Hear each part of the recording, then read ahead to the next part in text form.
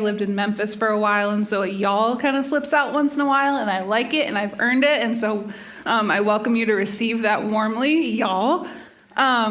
My work in Memphis was in Christian community development. That was one of the best gifts that my diploma from Hope gave me, was exposure to Christian community development. First in Jackson, Mississippi, under the tutelage of Dr. John Perkins. I went there as a freshman on a spring break alternative trip and had no idea the presence that I was in when I was there. Well, now I know, because in fact, that's his name there. And this is the handbook of the work that I have been called to do. This is the official handbook of the CCDA, the Christian Community Development Association. I'm going to start with an excerpt from it because I think it can kind of align our hearts to why we are here this morning and that which we are called to do. So, from Dr. John Perkins himself, listen to these words. I wonder what a church would look like that measured its success by the quality of its members' neighborly love. What impact would such a church have on a troubled society if it undertook intentional training in loving God by loving neighbor?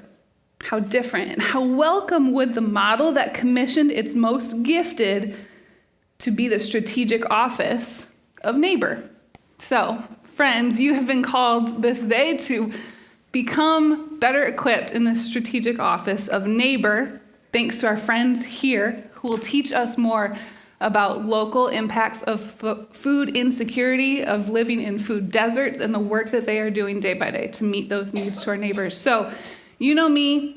We're going to take a moment so you know each of these wonderful people, and then we'll dive into the work that they do. So first, Molly. Tell us about Molly.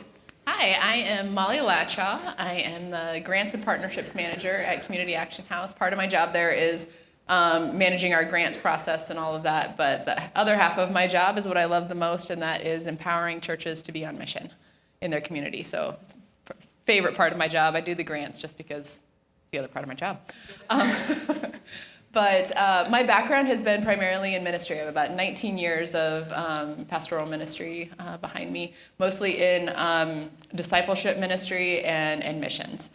And so very excited about the work that we get to do at Community Action House. My husband is a brigade commander here in Michigan in the Army. He's a colonel now, which is funny because I met him when he was a little captain. And now so he's actually gone this weekend. But and we have two little boys.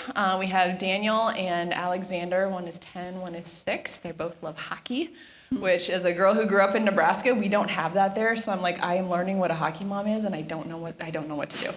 And some of you guys might know my husband and I we started Orange Leaf several years ago. A lot of people are like, oh, I know you from somewhere. That's where you know me from. We sold that in about 2019, but kind of the consistent story for us has always been about how we can serve our community and what that looks like. Thank you, Molly. We love a good hockey mom. Yeah. Take it away, Deanna. And my name is Deanna Unk, and I'm with People Helping People. I oversee the food pantry and volunteers. So I see a lot of familiar faces that have been down to volunteer at PHP. My background, as some of you know, I was here as staff for about 6 years in our missions ministry, and then God called me to People Helping People to work with the community of Pullman. And my husband here is still on facilities as the manager, so most of you know Todd, and a lot of you have known our boys as they were growing up. Cody and Dylan are now moved out and into their new homes and starting their own lives, so they're not the little boys that probably most of you remember. So I'm just excited to be able to share what's going on in Pullman and how you can be a part of it. Good morning. My name is Jeff Kreidoff. I serve as Director of People Helping People. A little bit about me. I grew up in the Oakland, Drenthe area, so in the community. Graduated from Calvin with a social work degree. I'll never forget my first sort of nonprofit ministry. I started at Youth for Christ, and I remember sitting across in an interview with the director at the time and thinking to myself, I really don't know how to share my faith with people. I know that's what Youth for Christ is about, but I know how what my dad gave me and the benefit of, and I'm like, if I could just be that for some kids in this community.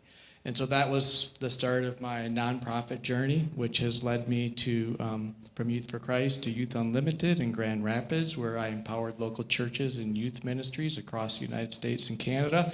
And then God, in his crazy sense of humor, he really has one, brings me to one of the smallest little communities in West Michigan to love and serve and lead for him. And that's People Helping People in Pullman, just 25 miles south of here, with a total capacity of about 4,000 people in the whole township.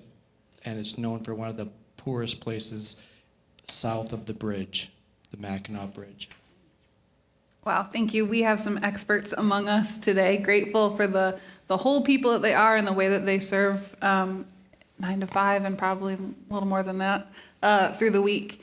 Let me kick us off by introducing an acronym to you, because what good industry doesn't have too many acronyms, nonprofit being one of them? ALICE. Anybody familiar with the term ALICE? Whoa, very nice, Grace Memorial. Okay, ALICE, Assets Limited, Income Constrained Employed.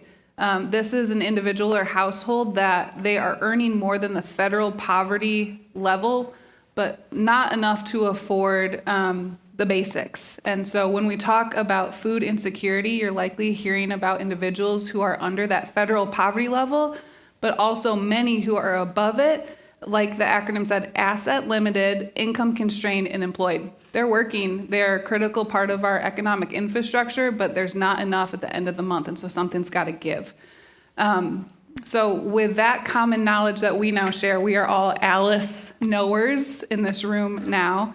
Talk to us about food insecurity. What does that look like in West Michigan? As someone who grew up here, I was blind to it until I left and came back to see it. So help us have eyes to see it.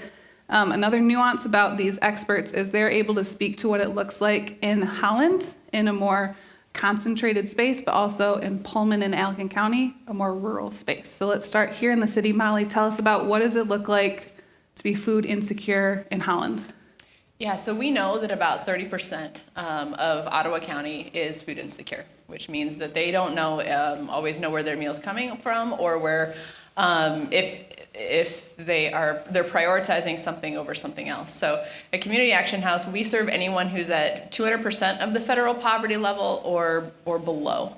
And that hits a much larger group of people. The majority of the people who come to our food club have employment or have some sort of an income source.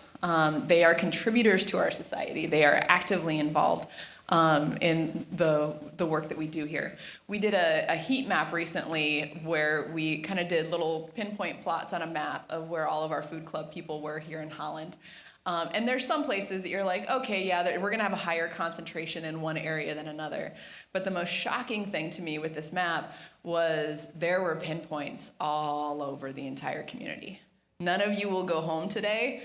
I don't know where all of you live, but you will not leave here and not drive by a home of somebody who's at food club. I can't go for a walk in my neighborhood without passing houses that my neighbors, people who live right next to me. When I go walk my dog or take my kids to the park, I am interacting with people who are actively at food club. And who are eating at our community kitchen. So it's not just poverty is an issue out there or food insecurity is an issue out there. They are your neighbors.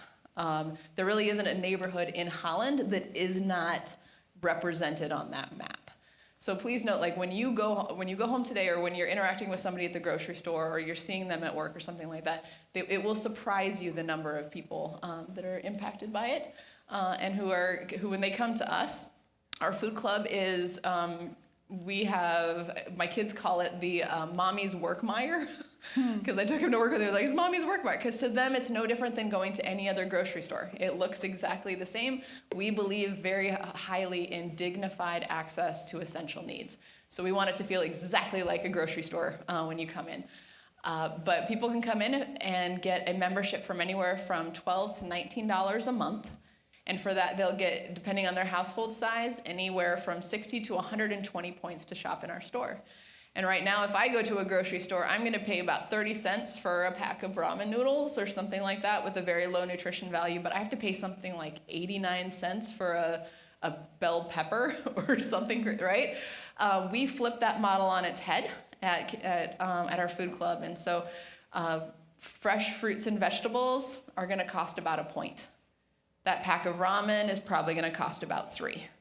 And so people are coming to us and getting healthier options for fewer points. We call it incentivizing healthy eating. And we're starting to see people who are seeing significant health benefits as a result. Fabulous, thank you. Same question, but now take us to Pullman, Allegan County, a more rural application.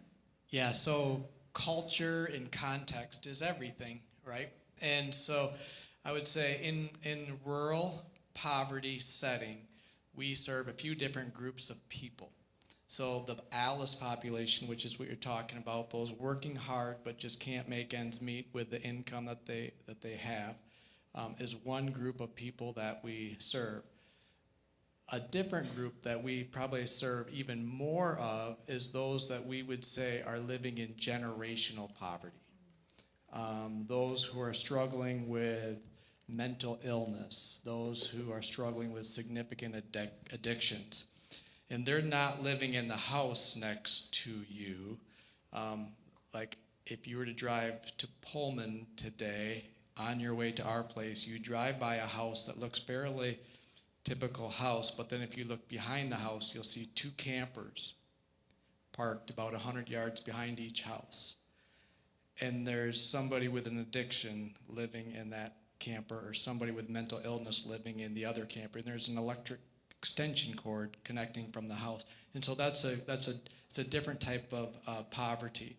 Then you have the generational poverty, right? And those are people who know what they know. So to try to connect that for you, that looks like this for me. I grew up in a Christian family. My mom and dad knew the Lord, raised me to never know myself apart from the Lord. Okay? Went to church every Sunday. My dad worked really hard. He took tremendous pride in never taking a day off from work. My mom was an at-home mom when us kids were home, but she worked part-time in the OB department of the hospital to make ends meet for my family. We worked really hard. They worked really hard, and they provided a vacation or 2 a year for us, right? My dad role modeled what it was. He taught me how to play baseball and how to hunt and fish, right? I look at them now, they are suffering for Jesus on Marco Island for 2 months, right? So when I look at my mom and dad and what my life has been, that is my normal. So success to me looks like raising my kids this way. Guess what? My wife works part-time so that she could be home with our kids. I work full-time. We take a week or 2 of vacation because that's what success looks like, right? Retiring in my 60s is what success looked like based on my dad. So for people living in generational poverty, having to go to the pantry every week would be normal. Having to not be able to afford to pay the electric bill would normal. Running out of heat in the winter and having to use a space heater is normal. Living with a dirt floor is normal. And so that's a different type of people group that's different from the ALICE population. And so we serve that population as well. And that population is really difficult to change. When I started in Pullman, I would ask the community people, why do you live here? Right? Why do you live here? And they said, because nobody can tell me what to do. And there was a little cafe, a restaurant, a little cafe. And that was a place where the waitress could be missing her front teeth and nobody would judge her. I bet that's not true for most restaurants here. Right? And I'm not speaking badly. So when it comes to providing food for that population, again, it's for us, it's all about building relationships and earning trust. And it's hard to change the people that are living in generational poverty, that know that that's all they know, right? And so we spend a lot of time and energy investing into the children to help break that cycle. And so our food goes through our food pantry, which Dee leads and runs, but it's also food every day to the 80 or 90 children that are in our facility, where we try to rewire them and show them a bigger dream and a bigger vision, something different than what they know. So again, we take a multifaceted approach to using food. Again, and I don't want to get ahead, so I'll stop with that. We could share a whole lot more. Tell us about food at People Helping People. This is your specialty. Tell us everything. Yes.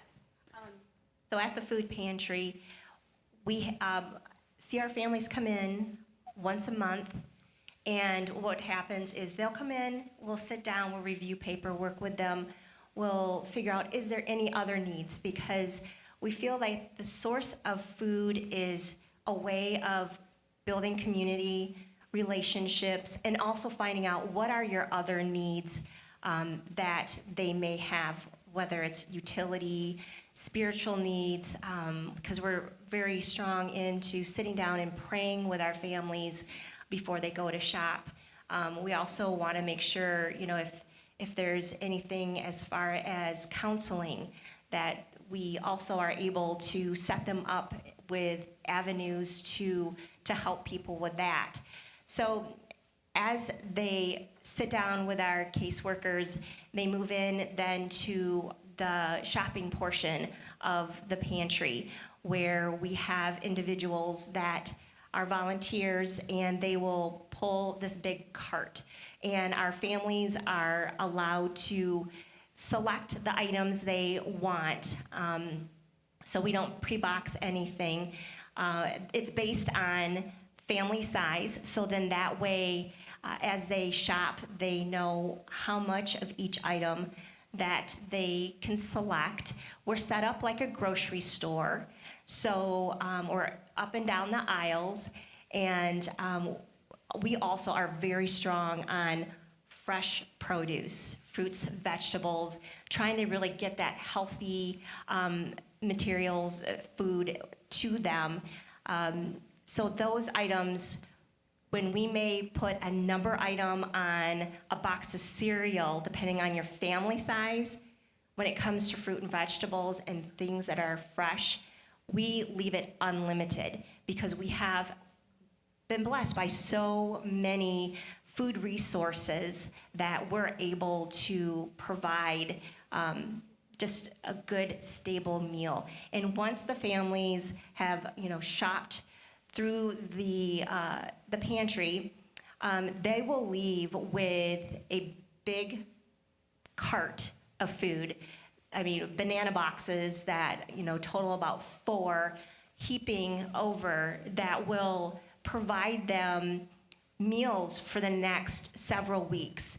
And then we'll also then schedule a time for them to come in, and when it's their next time to come and shop. So for us, the food is a source of how do we get to know them better? How do we build relationships with them? How can we go beyond blessing them with just food and not just a hand out, but a hand up? How else can we help them in that area? This is beautiful. You're hearing these themes, right, of dignity, of relationships, of whole person care. Food scarcity is a really primary focus that we're talking about today. But tell me more, when we think about your organization, let us in to see the big picture. What else is on your radar as you operate these programmings? Yeah, so Community Action House really is focused on making sure that people have basic needs met, so food, shelter, and things like clothing. So in the next year, some of the things that you're going to see is we're excited that we're going to have our mobile market rolling out soon. This is going to be a fresh produce stand vehicle, because one of the things we've noticed both throughout Holland, and we also serve like Allegan County as well, transportation is a big issue. If you don't have a vehicle and you can't walk to a grocery store, how do you get food? Not everybody lives within walking distance of a fresh produce location. And so we just got it finished. It is here. It is getting wrapped. We hope to launch in the spring with different locations where this will be parked and people can come and use their points in their own neighborhoods. So we'll have more information rolling out about that soon. And we're also looking forward to housing our old 14th Street location. I know a lot of you guys have been involved with us for years and used to know us at our 14th Street location. That's getting ready to get torn down. And in its place is going to be a 52-unit affordable housing complex so that families and individuals who are in that lower tax bracket not only have access to affordable housing, because we know that's another huge issue in our community, but some of those places are even going to have lake views. And how great is it that we have affordable housing with lake views in Holland, Michigan? This is amazing. So that's a big one on our docket coming up. We're getting ready to break ground soon. And of course, you guys will be invited to come to groundbreakings and all of that. We're very excited. We're also looking at the possibility of a new resale store, a second location for a resale store, so that we are building for financial security for our organization going long term. One of the most recent things, though, is we found out that, so we have our community kitchen that right now serves 200 meals, hot, fresh, nutritious meals to our homeless neighbors every single day. That has been at Western Theological Seminary it's been a beautiful partnership for over 32 years. We just found out recently that Western is not going to be able to continue that partnership. And so one of the things we are actively looking for and praying about the next steps is where the next chapter of the community kitchen is going to be. And we have, kind of grieved and mourned a loss of a partnership, but we also know that there are a lot of really great opportunities, that this is something that could be even more beautiful in this next chapter. So those are kind of our big ones for the next year, but we also know that right now we are currently serving about almost 12,000 people at our food club. We served about 70,000 meals at our community kitchen last year. So the need is there, and we are going to keep showing up every single day to support our neighbors. They're not bored. Okay. We're not bored, wow. sorry. We have a Molly. lot going on. Wow, that is incredible. It's hard to absorb all of that because you just gave it to us so easily, but that's incredible. Thanks. We're so proud, right, of this work that is happening here in our city. Thank you. And tell everybody else thank you, too. I'll relay the message. Thank you. Okay, tell us what else is going on. Okay, so people helping people, we've seen a lot of God do a lot of really amazing things. One of the things that's core to who we are and that infiltrates everything we do is we believe that we're down there to show people Jesus. Food is a tool that we use to get to the deeper issue, because why they need the food is what we need to figure out. Because if we can help address that, then we can help, hopefully, a day where they won't need the food. They can go to a grocery store just like you can. And ultimately, we here as believers know that the ultimate hole that so many of them are missing is Jesus. And only he can fill that hole. So when we have people come in, so one of the things that we talked about is who we're serving. But the population that we didn't talk about, and I know Community Action talks about this too, is your generation. We're seeing a vast growth in your age group that's coming in because they only have Social Security, and the cost of inflation has increased so much that their Social Security check no longer is enough, and so they're showing up.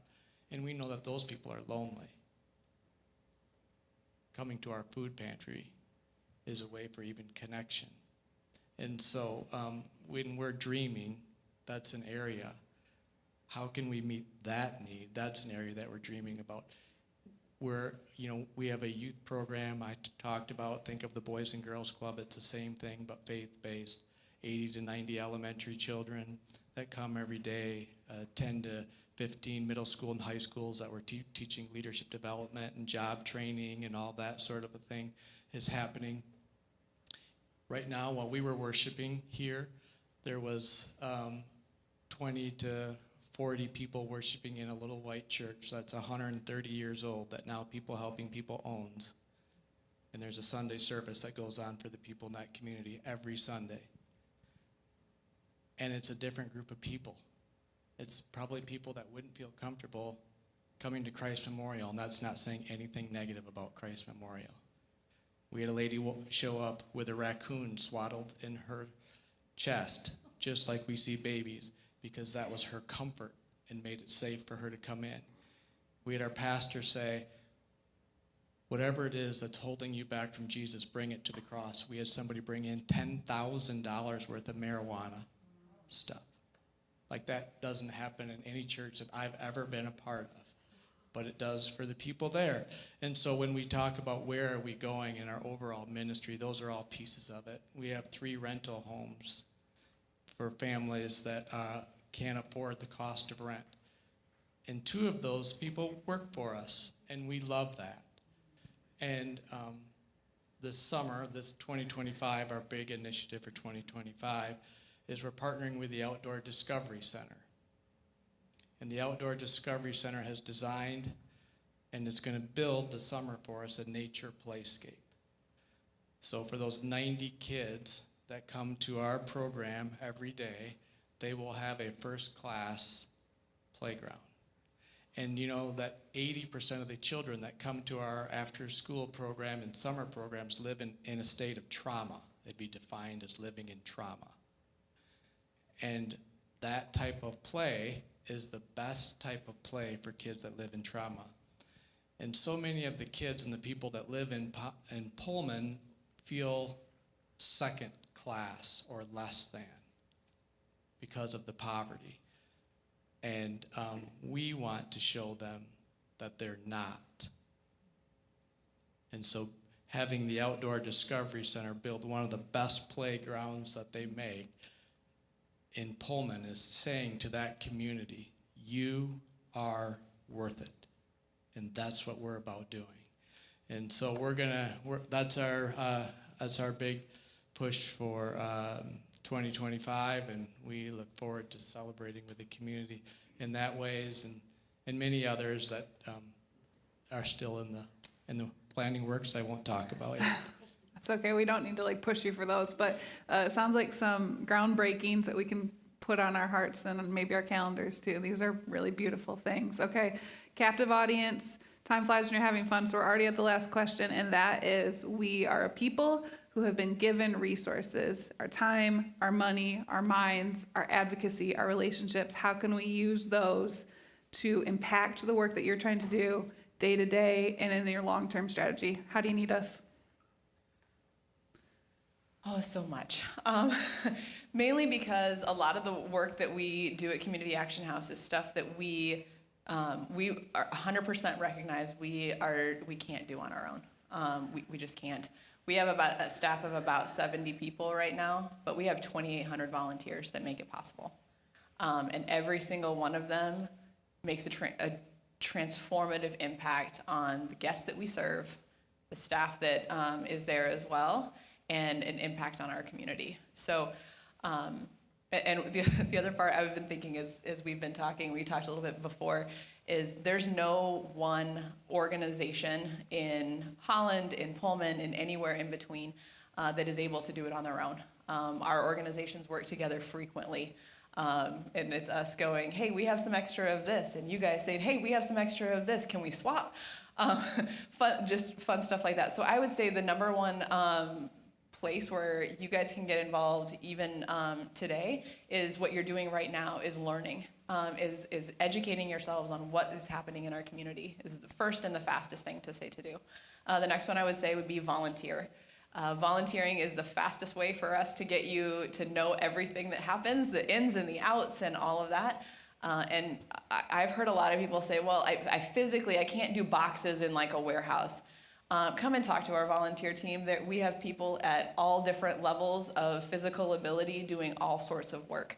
Some people come and they are, one lady came in fully dressed on Halloween, and she was our greeter, and we loved her for it. But that was all she could really do, and she wanted to be able to give back. So whatever your ability level is, please talk to our volunteer team. We have a lot of work to get done in our community. Obviously, giving is another one. Our monthly donors make it so that when we want to have a big dream of saying, hey, we want to do an affordable housing complex, or we want to expand food club hours, or something along those lines, when we know that we have consistent monthly givers that are making it that consistent impact, that is a huge way for us to not only be able to give directly to the services that we provide, but also be able to plan for our future. And then also I would say our other one is called Champion. Champion our organization in the community, host a food drive, host a winter gear drive. There are ways, if you want to be boots on the ground doing those kinds of things too, we are more, those are huge areas of need. This winter especially was incredibly cold and really hard on our homeless neighbors. And so winter gear drives were a big thing that we had churches get involved in. And I know that we were just learning about it being Lent and all of those kinds of things. We've had churches who have gotten on board with food donations and made it a part of their Lent experience, where it's okay. First day of Lent, I'm donating a box of cereal. Second day of Lent, I'm donating 2 cans of soup, and so on and so forth. So we can be creative about it. There are lots of different ways to do it. But yeah, getting involved, learning about the process, getting involved yourself, giving and championing the work are all ways that you can plug in today. Deanna, do you guys need any help down there with your food services? Jeff? Again, we partner with Molly and the team, and so everything that Molly said, Yeah. I would say amen to, right? Just your generosity financially, your generosity with your time serving. Obviously, Pullman's a 30-minute drive, so I know that that's not always convenient. She talked about championing. I would just even say it's as simple as this. Guys, when you're sitting at the coffee shop Monday morning or Tuesday morning or Saturday morning, or when you're out for dinner with friends, if you talk about our ministries, that helps us a lot. It really does, to make people aware, because we can't reach everybody, but you can help us reach everybody. So you sat with us this morning, and if you would share what you learned, as what Molly just said, that would be a tremendous gift for us. And I'll end with this, a way to help. There's a gentleman in Pullman that I have known, that I've got to know. He used to be a construction worker, crushed his body just doing manual, physical, concrete, cement work. His purpose and his value always came from doing. He was a doer. And now his body's deteriorating on him, and he just found out he's got bone cancer, and he's restricted to his house. And for a guy who's a doer, and he was a doer helping us, he can't leave his house, and he's lost. Where's my purpose? How do I add value? And today, I would say he is my greatest prayer warrior. I get text messages from him. I go see him. And he's like, I'm praying for you guys. I'm praying for you. And I think for ministries like Community Action and people helping people, having you literally go before the Lord and pray for us on a daily basis is probably more valuable than anything else that Molly or I have said or Dee has said up to this point.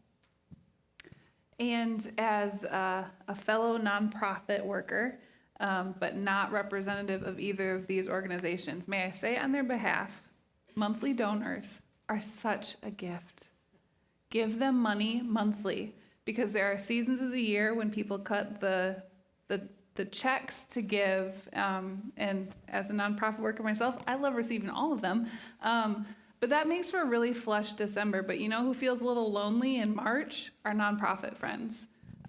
Those monthly donors speak commitment and hope and support when the grants and the seasonal giving fluctuate. So, to our friends here. Yeah, I just want Can I get an amen? One of the favorite things that I used to do is go to the post office. I don't get to do that anymore, but that used to always be one of my, because every time there was a donor envelope in that post office box, it felt like a attaboy, keep going. Yes. Attaboy, keep going. Every time I got one, it was like, who is it from? And it was just like a encouragement. Yeah, that's the mail runs are good days. The other thing is these people are experts and they will carry our community forward, but you can be experts too. Pick up some books and learn more. Here's a small stack. They are rich and beautiful and they will change your life in the best ways. So there's a warning attached. But here's just a few. If you care specifically about food security, I know that these people have the best resources. These speak to how to be a great neighbor, which with the quote that I started with is perhaps our greatest opportunity to love God by being well-equipped and loving neighbors. So on behalf of CMC, thank you. We're so proud of you. Thank you for helping us do what Jesus did and feed our neighbors. And on behalf of them, thank you for your support. It matters. It is the attaboy, attagirl that will keep them going and keep loving our neighbors well in the name of Christ. Thanks for your time today. Eileen, question.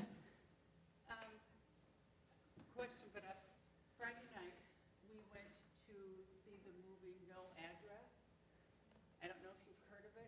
It's a movie put out, I think, by Fathom. It's Christian-based, all about homelessness. And they follow 5 people from different, one had been in foster care, one was in an abusive situation, one was a businessman who, ended up on the streets. And it's very, very powerful, wouldn't you say? Yeah, it's very good. Thank you. It's at the Holland 7 on Waverly. I don't know how long it's going to be there. It started Friday night. I've seen it advertised on Facebook a lot, but it's called No Address. So a recommendation, everybody get a date night on the calendar, go see a movie called No Address at the Holland 7. No address. Okay. Thanks, Eileen. And I also wondered, where do you get your fresh vegetables from that you can sell them or give them out so reasonably? No, that's a great question. So a big part of it for us is some of it is food drives, food donations. We also purchase some of our food through business partners throughout the community. But the biggest driver for us right now is our Lakeshore Food Rescue Program. And what that program does is it will go to every Meijer, every Aldi, every Sam's Club, every restaurant, all of these kinds of things. And food that is perfectly good to eat, that I would still eat and still feed to my children, that is otherwise going to be destined for the dump. They rescue it from the dump. A lot of times that's a shipment of strawberries went to Meijer and got rejected because they were just a little bit too small. Last year we got a full semi of berries because they were rejected because the strawberries were too small, the raspberries were too wet, which I didn't even know was a thing, and something else, the blackberries were something else like that, right? Perfectly good food. That they would have to spend thousands of dollars to dump at a dump. They just redirect the truck to us. We take everything off of the truck for them while their guys grab a cup of coffee. And we make sure that it goes either to our food club, our community kitchen, or to any number of partners in the community. And last year, we rescued 3.8 million pounds of food doing that. And when we know that the state of Michigan is on par with the rest of the country, that about 40% of the food that's produced actually ends up in a landfill. There's a lot of room for us to take food that would otherwise end up in a landfill and make sure that it gets to people's plates. And we have all of the standards and stuff of how we do that and what food gets out and what doesn't, all that. But the rule of thumb in the back sorting room is just if I wouldn't feed this to my family, it doesn't go out there.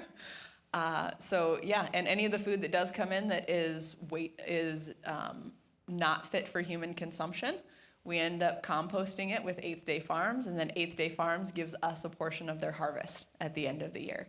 So the idea is we want to be good stewards, and we want to utilize make sure good food doesn't belong in a landfill, it belongs on people's plates. It's pretty simple. And for us, it's, is it still on? Yep. I usually get a call from Community Action House saying, saying, hey, we've got someone in your area that has this particular produce. would you be interested in it? And then I find someone to do that run to go and pick up the food items to get back to our food pantry. We have a great partnership with Walmart in South Haven. So we're there 3 times a week, and they provide us with great fruits and vegetables. But we also have a great community that have their own gardens. And we're in the farm country of, like the blueberry fields. So we get a lot of the excess that, comes off the blueberry fields. Those farmers will drop off to us.